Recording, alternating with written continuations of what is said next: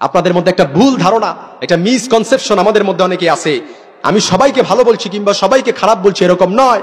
আমাদের মধ্যে মিসকনসেপশন কিংবা ভুল ধারণা হচ্ছে আমরা সবাই পুলিশদেরকে খারাপ বলি। এরকম আছে না নাই?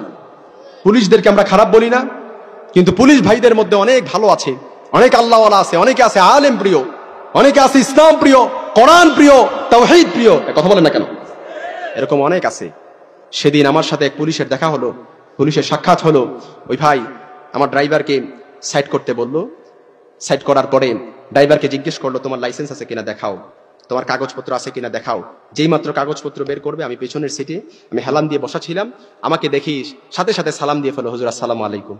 আমি তো আপনার আলোচনা শুনি, আমার বাড়ি কিশোরগঞ্জে, আমি আপনার আলোচনা শুনি আলহামদুলিল্লাহ। আমি আগে আমার দাড়ি ছিল না, এখন দাড়ি হয়ে গেছে আলহামদুলিল্লাহ। আমি দাড়ি রেখেছি, আপনার আলোচনা শুনেছি আলহামদুলিল্লাহ। আমি আপনার আলোচনা সব সময় শুনি, আমার ফ্যামিলির সবাই আপনার আলোচনা শুনে।